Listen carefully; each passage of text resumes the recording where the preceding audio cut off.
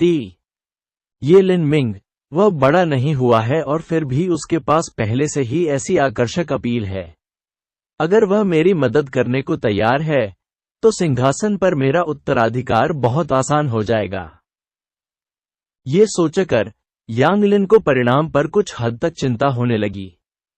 इससे पहले लिन मिंग और जू यान के बीच एक दूसरे के खिलाफ शत्रुता थी, और इस डर से कि लिन मिंग को फंसाया जाएगा और उसकी हत्या कर दी जाएगी, उन्होंने सोचा कि शायद वह उनके समर्थक के रूप में काम कर सकते हैं। लेकिन 1 महीने तक उसे न देखने के बाद लिन मिंग की ताकत बहुत तेजी से बढ़ गई थी। अपने बढ़ते प्रभाव के साथ अब उन्हें 7 प्रोफाउंड मार्शल हाउस का समर्थन प्राप्त था। कोई भी आसानी से उसके खिलाफ जाने की हिम्मत नहीं कर सकता था। वह निश्चित रूप से भविष्य में एक भव्य चरित्र बन जाएगा जिसके पास महान शक्ति होगी। इतनी पूंजी हाथ में होने से उसे किसी से जुड़ने की जरूरत नहीं पड़ी। हाँ, जब से मैंने महामहिम क्राउन प्रिंस को देखा है, काफी समय हो गया है। जैसे ही दक्षिणी मार्शल मार्क्वेस ने यांग लिन को देखा, उसने हार्दिक हंसी और औपचारिक प्रणाम किया। हालांकि उन्हें क्राउन प्रिंस के निमंत्रण को स्वीकार करने की आवश्यकता नहीं थी, लेकिन अगर वह क्राउन प्रिंस को देखते थे तो भी उन्हें रीति रिवाजों के कारण उचित अभिवादन करना पड़ता था।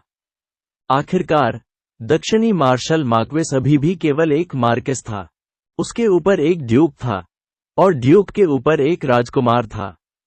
लेकिन क्राउन प्रिंस का दर्जा एक राजकुमार से भी ऊपर था। भले ही कुलीनता के इतने सारे अलग अलग स्तर थे, एक उपाधि सिर्फ एक उपाधि थी। इसकी कोई वास्तविक शक्ति नहीं थी और यह केवल नामात्र की थी। स्काई फॉर्चून किंगडम में किसी व्यक्ति के प्रभाव का उनके पदवी से कोई लेना देना नहीं था, लेकिन यह उनकी स्थिति, ताकत और सैन्य अधिकार से प्रभावित था। दक्षिणी मार्शल मार्क्वेस का सेना के बीच अत्यधिक प्रभाव था, यहां तक कि यांग लिन को भी उनका विनम्रता से स्वागत करना पड़ा। यांग लिन दक्षिणी मार्शल मार्क्वेस के पास पहुंचे और जल्दी से कहा, दक्षिणी मार्शल मार्क्वेस, अजनबी मत बनो। मेरे द्वारा आयोजित इस भव्य भोज का बेझिझक आनंद लें। अत्यधिक विनम्र होने की कोई आवश्यकता नहीं है।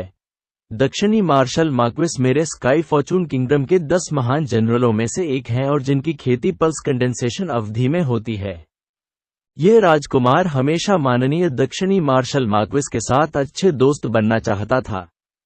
दक्षिणी मार्शल मार्क्वेस के अप्रत्याशित रूप से यहां आने से यह राजकुमार बहुत आश्चर्यचकित है। हाँ, मैं पिछले कुछ दिनों से सैन्य मामलों में व्यस्त हूं, लेकिन मैं महामहिम के निमंत्रण को टाल नहीं सका, दक्षिणी मार्शल मार्क्वेस ने लापरवाही से समझाया। यांग लिन निश्चित रूप से इस मामले को आगे नहीं बढ़ाएंगे और सम्मान की सीट के साथ दक्षिणी मार्शल मार्क्वेस का स्वागत करेंगे। स्काई फॉर्चून सिटी के रॉयल गार्ड फोर्सेज के आर्मी मेजर लॉर्ड वांग आ गए हैं। हेरल्ड ने एक और आगमन की घोषणा की। ये सुनते ही यांग लिन की भौहें चढ़ गईं। स्काई फॉर्चून सिटी के शाही रक्षक बलों के नेता वांग गढ़, वह धूर्त बूढ़ा लोमड़ी भी आया। यांग लिन चौंक गई। वांग गण के आगमन ने उन्हें दक्षिणी मार्शल मार्क्वेस से भी अधिक आश्चर्यचकित कर दिया था। इससे पहले उन्होंने वांग गण को लिखित निमंत्रण भी नहीं दिया था। वह बिन बुलाए आए और ऐसे संवेदनशील समय पर भी। वहां बहुत सारे जासूस उसे घूर रहे थे और इस वांग गण ने भोज में आने की हिम्मत की। क्या उसे डर नहीं था कि यांग जेन को यह पता चल जाएगा? सच तो यह था कि आज के मेहमानों में से वांग गण की स्थिति बहुत उच्च रैंकिंग वाली नहीं थी। सेना प्रमुख का पद जनरल से नीचे होता था। स्काई फॉर्चून किंगडम में कई दर्जन जनरल और लगभग 200 मेजर थे। इसके अलावा वांग गण के पास कोई उपाधि भी नहीं थी और वह कोई कुलीन व्यक्ति नहीं था। हालांकि वांग गण की स्थिति महत्वहीन लगती थी। वांग गण की सैन्य स्थिति शीर्ष कुछ में थी। वह कुछ शीर्ष जनरलों से भी अधिक महत्वपूर्ण था। इसका मुख्य कारण यह था कि उनका पद बहुत महत्वपूर्ण था। स्काई फॉर्चून सिटी के royal guard forces army major. प्राचीन काल से सेना हमेशा सिंहासन के लिए संघर्ष के प्रति बहुत संवेदनशील रही है, और रॉयल गार्ड फोर्स संवेदनशील से एक कदम आगे थी। महल के लगभग सभी तख्तापलट रॉयल गार्ड फोर्सेज और इंपीरियल पैलेस गार्ड्स के माध्यम से हुए थे। इस वजह से स्काई फॉर्चून किंगडम के रॉयल गार्ड फोर्सेज के पास कोई कमांडिंग जनरल नहीं था। इसके बजाय उनके पास 4 अलग अलग प्रमुख थे, जिनमें से प्रत्येक पूर्व, पश्चिम, दक्षिण और उत्तर की 4 दिशाओं के प्रभारी थे। स्काई फॉर्चून सिटी के रॉयल गार्ड फोर्सेज के अधिकार इतने विकेंद्रीकृत होने के कारण सेना के 4 प्रमुख एक दूसरे को प्रतिबंधित करने में सक्षम थे। वांग गण पूर्वी रॉयल गार्ड फोर्सेज के सेना प्रमुख थे। वह निश्चित रूप से जानता था कि उसकी स्थिति कितनी संवेदनशील थी, इसलिए वह हमेशा सावधान रहता था और राजकुमारों के बीच हमेशा एक संतुलित दूरी बनाए रखता था। जो कोई भी इस स्थिति में खड़ा हो सकता था वह स्वयं एक धूर्त बूढ़ा लोमड़ी था। स्काई फॉर्चून सिटी के royal guard forces army major दक्षिणी मार्शल मार्क्विस के समान नहीं थे। भले ही क्राउन प्रिंस सिंहासन पर बैठने में विफल रहे, दक्षिणी मार्शल मार्क्विस अभी भी पहले की तरह एक जनरल थे। स्काई फॉर्चून साम्राज्य के 10 महान जनरलों में से एक के रूप में उनकी प्रतिष्ठा और प्रसिद्धि के साथ 10वां राजकुमार भी उन्हें हिलाने की हिम्मत नहीं करेगा। लेकिन वांगगण अलग थे। वह केवल एक छोटे समय के लिए सेना प्रमुख थे और उन्होंने रॉयल गार्ड फोर्सेज की कमान संभाली थी। यदि उसने अच्छा प्रदर्शन नहीं किया तो 10वां राजकुमार उसे हटा देगा और उससे छुटकारा पाने के लिए उसके खिलाफ हत्या का आरोप भी लगाएगा। वांगगण वास्तव में आए थे। भले ही वह लिन मिंग से मिलना चाहता हो, लेकिन ऐसा नहीं होना चाहिए। मुझे लगता है यांग लिन को अचानक याद आया। 2 महीने पहले 7 प्रोफाउंड मार्शल हाउस की प्रवेश परीक्षा की तारीख पर उन्होंने लिन मिंग की मदद के लिए आसानी से एक ध्वनि संचारित ताबीज भेजा था, जिसने लिन मिंग को फंसाया था। उसे यकीन था कि यह वांगगण का बेटा था। प्रारंभ में लिन मिंग एक महत्वहीन व्यक्ति थे, इसलिए यह मामला केवल यांग लिन तक ही सीमित था। उसने बस इसे अपने दिल में नहीं रखा और इस तरह इसके बारे में भूल गया। तो यह बात है, वांगगण शायद इन दिनों बहुत परेशान महसूस कर रहे थे। ये सोचकर यांग लिन चुपचाप अपने दिल में हंसे। वांगगान वास्तव में इन दिनों पीड़ा से भरा हुआ था। उसका भाग्य बहुत खराब था, यहां तक कि लेटने पर भी उसे मारा जाएगा। जब उन्हें पता चला कि जो लड़का उनके बेटे के साथ विवाद में आया था वह पूरे स्काई फॉर्चून साम्राज्य का वर्तमान नंबर 1 उभरता सितारा था, वांगगण रोना चाहते थे लेकिन उनके आंसू नहीं थे। आखिर उसने किसे नाराज किया कि उसके साथ ऐसा हुआ? 2 महीने पहले 7 प्रोफाउंड मार्शल हाउस प्रवेश परीक्षा में उनके बेटे ने लिन मिंग को फंसाया था और क्राउन प्रिंस को सार्वजनिक सुरक्षा विभाग में ध्वनि संचारित ताबीज भेजने के लिए कहा था। इससे वांगगान को थोड़ी निराशा हुई। आखिरकार ये कुछ ऐसा था जो उनके निकम्मे बेटे ने किया था और क्राउन प्रिंस को उसे फंसाने के लिए इतनी दूर नहीं जाना चाहिए। लेकिन उसने कभी नहीं सोचा होगा कि समस्या लिन मिंग की ओर से आ सकती है। यह व्यक्ति बदल गया था और एक दुर्लभ प्रतिभा बन गया था जिसे हर 100 साल में केवल 7 प्रोफाउंड मार्शल हाउस में देखा जाता था। वह निश्चित रूप से स्काई फॉर्चून किंगडम में एक महान पात्र होगा जो अपने आदेश पर हवा और बिजली को नियंत्रित कर सकता है। इस प्रकार का चरित्र, जब तक वह चाहता था, निश्चित रूप से किसी को कुलीन या यहां तक कि एक सामान्य व्यक्ति के रूप में पदोन्नत कर सकता था। एक बार जब लिन मिंग बड़ा हो गया तो अगर वह किसी से छुटकारा पाना चाहता था तो यह उसके हाथ पर हाथ फेरने जितना आसान होगा। वांगगण को पता था कि लिन मिंग के साथ उनके बेटे का संघर्ष लड़ाई जितना आसान नहीं था, लेकिन वांग येगाओ उसे मारने की इच्छा की हद तक जा चुके थे। वांगगान ने खुद से पूछा था, अगर उसे यह अनुभव हुआ तो वह क्या करेगा? वह कभी जाने नहीं देगा। तो वह कैसे नहीं डर सकता? पिछले कुछ दिनों में वह चैन से सो भी नहीं सका। लेकिन लिन मिंग 7 प्रोफाउंड मार्शल हाउस में रहते थे और 7 प्रोफाउंड मार्शल हाउस के नियमों के कारण उनके पास लिन मिंग से संपर्क करने का कोई मौका नहीं था। उसका जिक्र तो दूर, बल्कि वे बड़े रईस भी उसे नहीं देख सके। इसलिए उसके पास लिन मिंग को देखने का एकमात्र मौका क्राउन प्रिंस के भव्य भोज में आना था। वह सचमुच अपने बेटे को गला दबाकर मार डालना चाहता था। जिस दिन उसने ये खबर सुनी, उसने वांग येगाओ को बाहर खींच लिया और 6 महीने के लिए कारावास में बंद करने से पहले उसे बहुत पीटा। वांग येगाओ का उल्लेख करते हुए, वांग येगाओ का लगभग नर्वस ब्रेकडाउन हो गया था। पहली बार वह लिन मिंग से हार गया था जब लिन मिंग ने उसके नौकर को मारा था। उस समय वांग येगाओ ने लिन मिंग को चींटी माना था। चींटी के काटने पर वह उसे अपने पैर के नीचे कुचलकर मार डालता था। इसलिए वह लिन मिंग को खत्म करने के लिए बदमाशों का एक झुंड लेकर आया था, लेकिन नतीजा ये हुआ कि उसका नाम उल्टा लिख दिया गया। जब वांग येगाओ वापस लौटा, तो उसे 2 महीने की कैद की सजा दी गई थी। वह शराब नहीं पी सकता था या मांस नहीं खा सकता था, और वेश्यालय में नहीं जा सकता था। इसने वांग येगाओ का जीवन बर्बाद कर दिया था। वह बदला लेने की इच्छा से कारावास से बाहर आया था, इसलिए उसने 7 प्रोफाउंड मार्शल हाउस की प्रवेश परीक्षा में उसे परेशान किया था। उस समय लिन मिंग वांग येगाओ के लिए एक बदमाश के अलावा और कुछ नहीं था, बस एक चींटी से थोड़ा अधिक दुर्जय था। लेकिन वह अभी भी उसे अपने बूट के नीचे कुचल सकता था।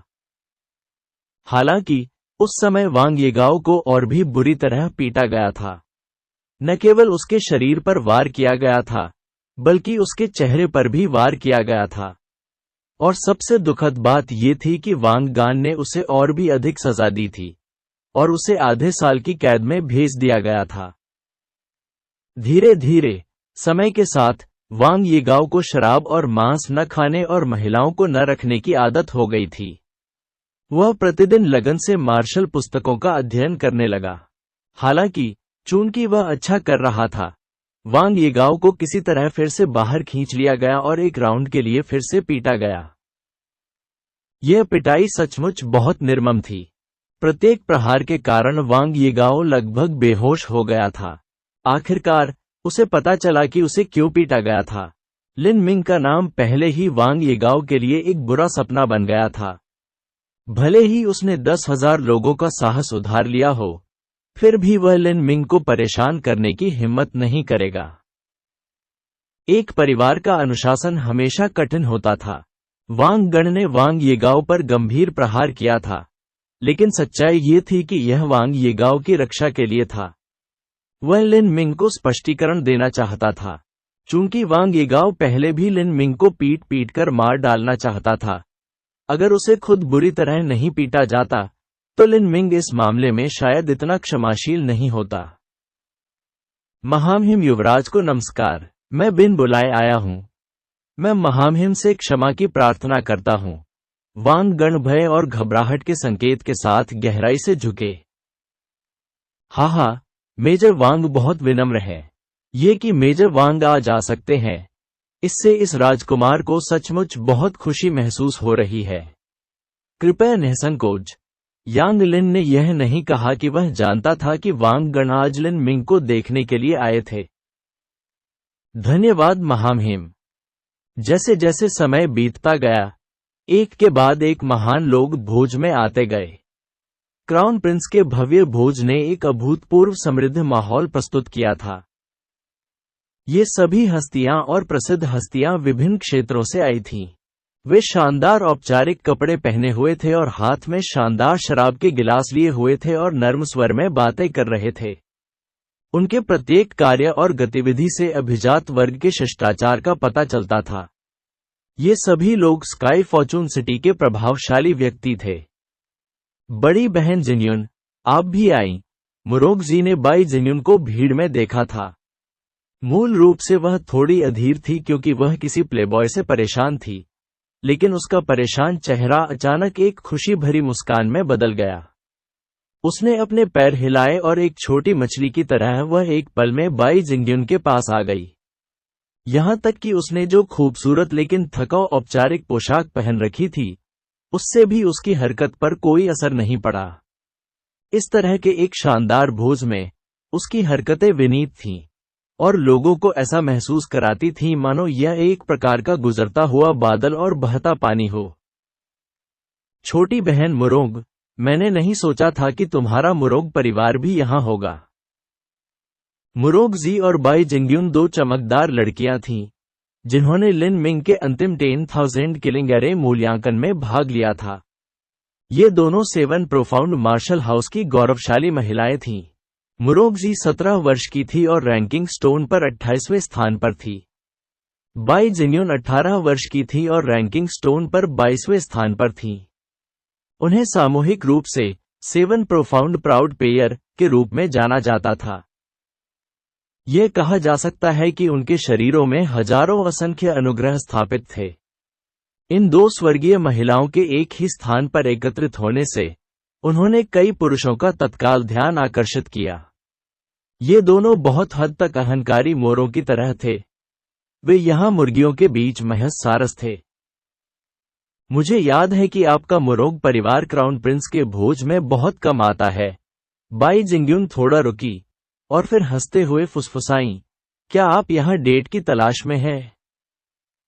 हे भगवान, बड़ी बहन जिंग्युन मुझे मत छेड़ो, ये प्लेबॉय अच्छे नहीं हैं। मुरोंग जेड के पास ये कहने की योग्यता थी।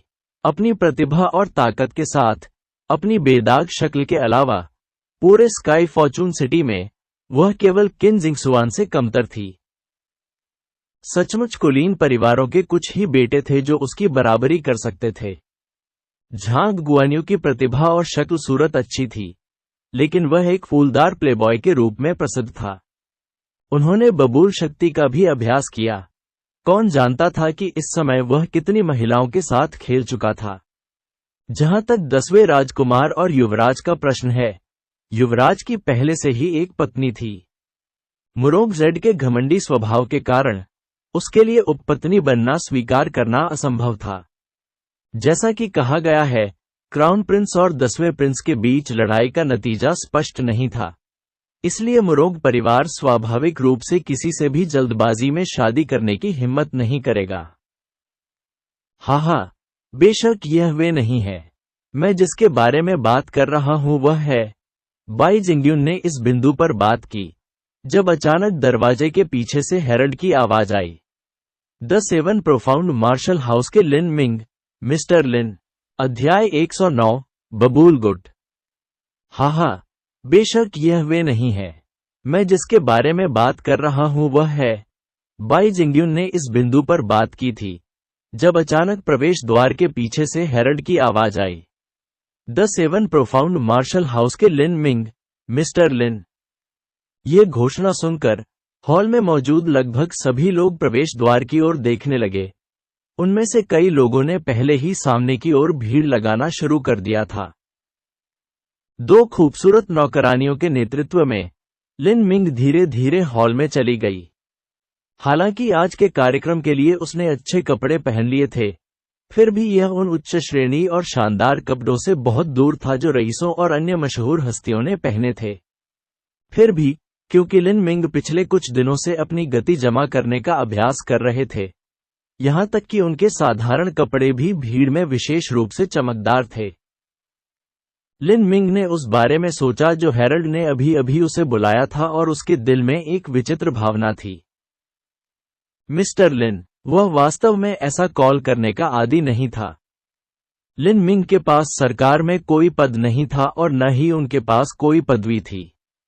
वह एक सामान्य पृष्ठभूमि वाला एक सामान्य व्यक्ति था। कोई कह सकता है कि उनकी एकमात्र स्थिति 7 प्रोफाउंड मार्शल हाउस के शिष्य के रूप में थी। लेकिन हेरल्ड ने लिन मिंग को नाम से संबोधित करने की हिम्मत नहीं की, इसलिए उन्होंने मिस्टर की उपाधि जोड़ दी थी। वह लिन मिंग है। वह काफी सुंदर और बुद्धिमान है। वह केवल 15 वर्ष का है। कितना असाधारण है। लिन मिंग निस्संदेह पार्टी के स्टार थे। वह उभरता हुआ सुपरनोवा था जिसे हर कोई देखने आया था। भाई लिन, स्वागत है। इससे पहले कि लिन मिंग औपचारिक प्रणाम कर पाते, क्राउन प्रिंस यांग लिन आगे बढ़े और उन्हें गले लगा लिया। भाई लिन, अत्यधिक विनम्र होने की कोई आवश्यकता नहीं है। आओ, मैं तुम्हें मिलवा दूं। यांग लिन को पता था कि यहाँ आने वाले अधिकांश लोग लिन मिंग के विचारों को जानना चाहते हैं और उन्हें एक एक करके उनसे परिचित कराया जाएगा। लेकिन सबसे पहले पेश किया जाने वाला व्यक्ति निश्चित रूप से दक्षिणी मार्शल मार्क्वेस था। भाई लिन, यह स्काई फॉर्चून किंगडम का साउथ मार्शल मार्क्वेस जनरल वू है। वह हमारी भूमि के 10 महान जनरलों में से एक है और वह हमारे स्काई फॉर्चून साम्राज्य की दक्षिणी सीमाओं की रक्षा करता है। वह पल्स कंडेंसेशन पीरियड में एक मार्शल आर्टिस्ट हैं और उन्होंने हमारे देश के लिए कई बेहतरीन सेवाएं दी हैं। दक्षिणी मार्शल मार्क्वेस का नाम वू युआंगसुन था। उन्होंने दक्षिणी सीमा पर बार बार कई महान कार्य और सम्मान हासिल किए थे, इसलिए उन्हें दक्षिणी मार्शल मार्क्वेस की उपाधि दी गई थी। लिन मिंग जनरल वो का स्वागत करते हैं। लिन मिंग को पता था कि सीमाओं पर गश्त करने वाले इस प्रकार के वरिष्ठ जनरल आमतौर पर अलग थलग और उच्च स्तर के चरित्र वाले होते हैं। उन्होंने अपने जैसे व्यक्ति के प्रति आवश्यक शिष्टाचार बनाए रखा। हाँ, छोटे भाई लिन, आप बहुत विनम्र हैं। यदि महामहिम युवराज आपका धनुष स्वीकार नहीं करते तो मैं कैसे स्वीकार कर सकता हूँ। लिटिल ब्रदर लिन और मैं साथ ही प्रशिक्षु हैं, लेकिन मैंने 40 साल पहले ही 7 प्रोफाउंड मार्शल हाउस से स्नातक की उपाधि प्राप्त की थी। समय सचमुच बहुत जल्दी बीत जाता है। दक्षिणी मार्शल मार्क्वेस की आवाज सुबह की घंटी की तरह स्पष्ट और तेज थी। उपस्थित लोग प्रत्येक शब्द को स्पष्ट रूप से सुनने में सक्षम थे। छोटा भाई लिन एक युवा और होनहार प्रतिभा है। आपकी प्रसिद्धि पहले ही पूरे स्काई फॉर्चून किंगडम में फैल चुकी है। मैं लंबे समय से आपसे मिलना चाहता था। आज जैसे ही मैंने तुम्हें देखा, मुझे पता चल गया कि तुम इंसान के रूप में एक अजगर हो। 15 साल की उम्र में इतनी बढ़िया साधना के साथ आपका भविष्य असीमित है। जनरल वो मेरी बहुत प्रशंसा करते हैं। लिन मिंग को अभी भी लंबा सफर तय करना है। लिन मिंग को ऐसी प्रशंसा की आदत नहीं थी, इसलिए वह प्रतिक्रिया में विनम्र थे। हाँ, छोटा भाई लिन बहुत विनम्र है।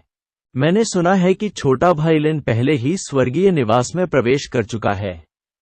स्वर्गीय निवास में प्रवेश करने के बाद आपको सेना से कुछ मिशन प्राप्त हो सकते हैं। यदि छोटा भाई लिन चाहे तो आप दक्षिणी सीमा पर मेरी सेना के साथ आकर रह सकते हैं। लिटिल ब्रदर लिन की ताकत से आप अनिवार्य रूप से अनगिनत अच्छे काम करेंगे। दक्षिणी मार्शल मार्क्वेस को सुनते ही लिन मिंग की रुचि बढ़ गई। कुछ शिष्य ऐसे थे जो स्वर्गीय निवास में प्रवेश करने के बाद सैन्य अभियानों पर चले गए। प्रत्येक मिशन के अंत में पुरस्कार भी थे। पुरस्कार केवल 7 प्रोफाउंड मार्शल हाउस से नहीं, बल्कि शाही सरकार से भी मिले। मिशन पर गए सभी शिष्यों को पदोन्नति का आनंद लेने में सक्षम होने की संभावना थी, इसलिए कुछ मार्शल हाउस शिष्य थे जिन्हें स्नातक होने से पहले ही कुलीनता प्रदान की गई थी। लिन मिंग को उपाधियों या सोने जैसी चीजों में कोई दिलचस्पी नहीं थी, लेकिन 7 प्रोफाउंड मार्शल हाउस के पुरस्कार काफी सार्थक थे। उदाहरण के लिए 7 प्रमुख हत्या सरणी में सच्चे सार पत्थर, उच्च गुणवत्ता वाले खजाने, उच्च गुणवत्ता वाली गोलियां, साथ ही खेती का समय भी था। 7 प्रमुख हत्या सरणियों पर सच्चे सार पत्थर और समय खेती के लिए आवश्यक थे। जहां तक उच्च गुणवत्ता वाले खजाने की बात है, यदि यह एक उच्च गुणवत्ता वाला खजाना भाला होता तो लिन मिंग निश्चित रूप से इससे मंत्रमुग्ध हो जाते। जहां तक शीर्ष स्तरीय गोलियों की बात है, वे भी बहुत कीमती थीं। यदि लिन मिंग अपनी ताकत तेजी से बढ़ाना चाहता था तो उसे ये शीर्ष स्तरीय गोलियां लेनी होंगी। हालांकि इस प्रकार की गोलियां स्काई फॉर्चून किंगडम में नहीं खरीदी जा सकती थीं। हालांकि लिन मिंग को प्रभावशाली लोगों से कई उपहार मिल सकते थे, फिर भी ये गोलियां इतनी आसानी से मिलना असंभव था। दक्षिणी मार्शल मार्क्वेस मुझे जीतना चाहता है ताकि मैं सेना में जाऊं और मिशन चलाऊं, लेकिन ये भी अच्छा है। अब तक मैंने केवल मैचों में संघर्ष किया है, लेकिन मैं कई वास्तविक जीवन या मृत्यु स्थितियों में नहीं लड़ा हूं। अगर मैं कुछ समय के लिए सेना में शामिल हो जाऊं, तो मैं इनका अनुभव कर सकूंगा और ताकत बढ़ा सकूंगा, और पुरस्कार भी मिलेंगे, तो क्यों नहीं। ये सोचते हुए लिन मिंग ने कहा। लिन मिंग जनरल वू को उनके बारे में इतना अच्छा सोचने के लिए धन्यवाद देते हैं। यदि मेरे पास उचित मिशन है तो लिन मिंग निश्चित रूप से दक्षिणी सीमा पर जाएंगे। हाँ, यह बहुत अच्छा है। लिटिल ब्रदर लिन से पहली बार मिलने के बाद मुझे पहले से ही पुराने दोस्तों जैसा महसूस हो रहा है। आओ कुछ पी लें।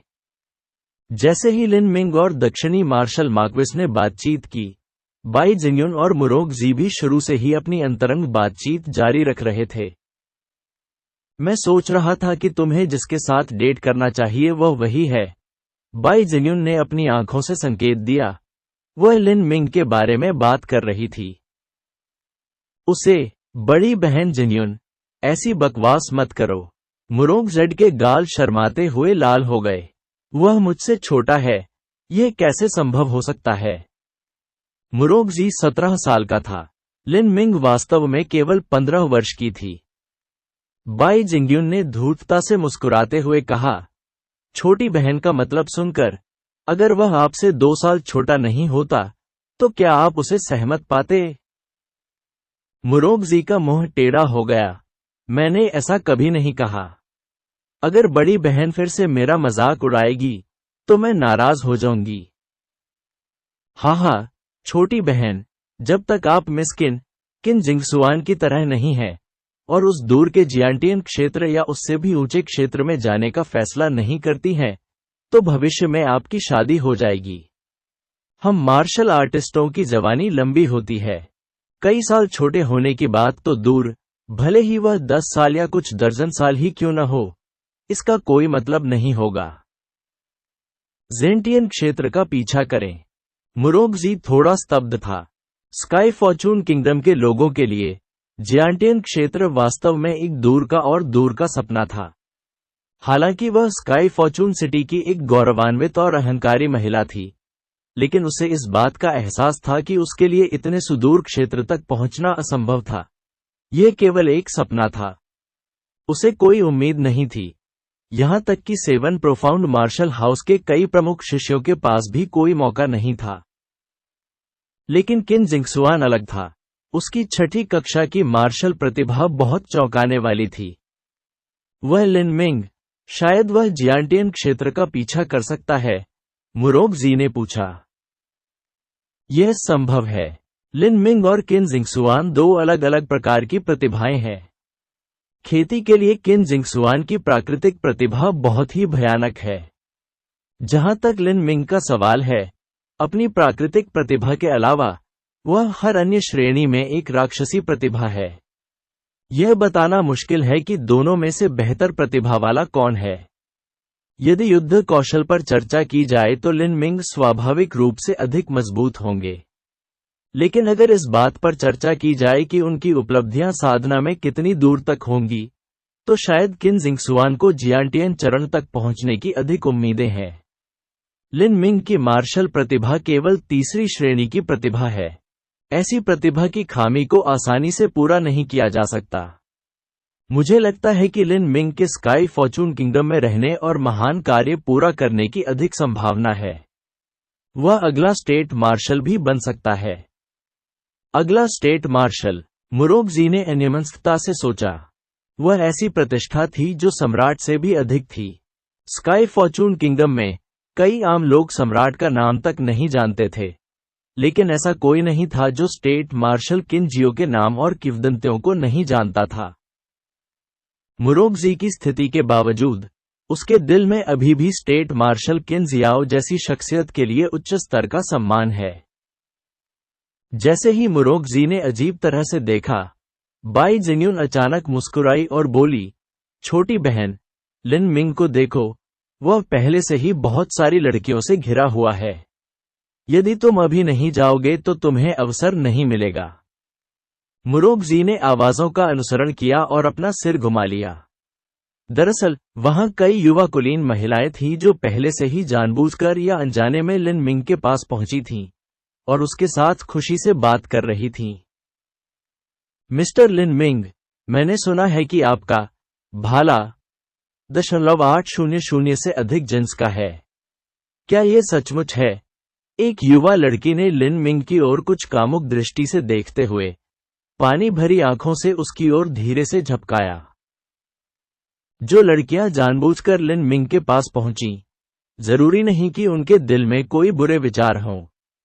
आखिरकार उनकी उम्र ज्यादातर 15 या 16 साल की थी और वे सरल दिमाग और शुद्ध विचार वाले थे। ये अपने माता पिता के सुझाव के तहत आए थे, लेकिन ऐसे लोग भी थे जो पूरी तरह से अपने दिल में पूजा के कारण लिन मिंग के पास पहुंचे। स्काई फॉर्चून किंगडम एक ऐसा देश था जो मार्शल कलाकारों को सर्वोच्च सम्मान में रखता था, और 7 प्रोफाउंड मार्शल हाउस की 100 साल की प्रतिभा होने के असाधारण खिताब के साथ वह सभी लोगों के आदर्श थे। 820 जिन्स, लिन मिंग ने मुस्कुराते हुए उत्तर दिया। हाँ, यह अद्भुत है। आप इसे कैसे पकड़ते हैं? क्या मैं आपका हाथ देख सकता हूं? अच्छी तरह से ठीक है, लिन मिंग ने कहा।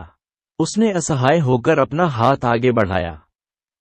इस समय एक और आकर्षक युवा महिला आई थी। उसने कहा, मिस्टर लिन मिंग, आपकी हस्तरेखा बहुत अच्छी है। मम्मर, मैं एक भविष्यवक्ता हूं। लड़की ने उसकी ओर आकर्षक दृष्टि से आंख मारी। क्या मैं आपकी हस्तरेखा देख सकता हूं? ओह! इससे पहले कि लिन मिंग मना करने का कोई अच्छा तरीका सोच पाता, लड़की ने पहले ही उसका हाथ अपने हाथ में ले लिया था और ध्यान से उसे देख रही थी। लड़की का हाथ ठंडा था और उसमें एक महिला की अनोखी कोमलता थी। वह अप्रत्याशित रूप से प्रत्यक्ष है, बाई जिंग्युन ने फीकी मुस्कान के साथ कहा। हम्फ, क्या अप्सरा है? मुरोगजी ने तिरस्कार पूर्वक अपने होंठ मोड़े। उसने अपने क्रिस्टल ग्लास से शराब ऐसे पी जैसे वह कोई महान मोर हो। बाई जिंग्युन ने हंसकर कहा। वह मुरोगजेड के गौरव के बारे में जानती थी। उसके लिए इन युवा लड़कियों के समान कार्य करना असंभव था। वह अपने आप को उस स्तर तक सस्ता नहीं कर सकी। छोटी बहन, इस तरह के लड़के के साथ अगर आप पहल नहीं करेगी तो आपके पास अवसर नहीं होगा। तो फिर तुम क्यों नहीं जाते? मुरोगजी चिल्लाया। मुरोगजी का सवाल सुनकर बाई जिन्युन का चेहरा धीरे धीरे उतर गया। वह एक पल के लिए चुप रही, फिर आह भरी और हल्के से कहा, मेरी शादी का फैसला मेरे ऊपर निर्भर नहीं है। मम, क्यों? मुरोगजी को समझ नहीं आया। हालांकि स्काई फॉर्चून किंगडम में बच्चों को वैवाहिक मामलों में अपने माता पिता की आज्ञा का पालन करना पड़ता था, लेकिन उनकी और बाई जिंग्युन की स्थिति असामान्य थी और दूसरों की तरह नहीं थी। अपनी ताकत और प्रतिभा के दम पर उन्हें अपनी बात कहने और अपनी शादी खुद तय करने का अधिकार था। बड़ी बहन, आप बहुत विनम्र हैं।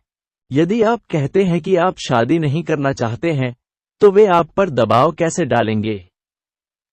बाई जिंग्युन ने कड़वाहट से मुस्कुराते हुए कहा, यह उतना आसान नहीं है जितना आप सोचते हैं। जिसे उसके लिए चुना गया था वह 7 प्रोफाउंड वैली के बबूल गुट का प्रत्यक्ष शिष्य था। उनके बाई परिवार की तो बात ही छोड़िए, भले ही वह स्काई फॉर्चून सिटी का शाही परिवार हो, उनके पास मना करने की योग्यता नहीं थी। 7 प्रोफाउंड वैलीज के 7 संस्थापकों ने 7 अलग अलग विरासतें छोड़ी थीं। ये 7 गुट थे। उदाहरण के लिए तलवार गुट, जिदर गुट, एरे गुट इत्यादि थे। बबूल गुट भी 7 विरासतों में से एक था। उनके गुट ने यिन और यांग के दाव की खेती की। उनकी लगभग सभी साधना पद्धतियां पुरुषों और महिलाओं के बीच घनिष्ठ संबंधों से जुड़ी थीं। बबूल गुट के एक शिष्य से शादी करना, यह वास्तव में आग के गड्ढे में कूदने जैसा था। मुरोगजी को लगा कि बाई जिन्युन इस मामले पर आगे चर्चा नहीं करना चाहती। इस समय हेरल्ड ने एक और आगमन की घोषणा की। क्राउन प्रिंस के भव्य गुरु मिस्टर मुई और मार्शल क्वार्टर की मिस किन। मुई और किन जिंगसुआन। लिन मिंग थोड़ा स्तब्ध था। उन्होंने लंबे समय से किन जिंगसुआन को नहीं देखा था। उसे किन जिंगसुआन के अजीब भ्रम याद आए जो उसने समुद्री जैड मंच पर देखे थे, और उसके चेहरे पर एक अजीब रंग आ गया। समुद्री जैड मंच किसी के दिल में छिपी इच्छाओं को असीम रूप से बढ़ाने में सक्षम था। लिन मिंग के मन में वास्तव में किन जिंगसुआन के प्रति एक निश्चित आकर्षण था।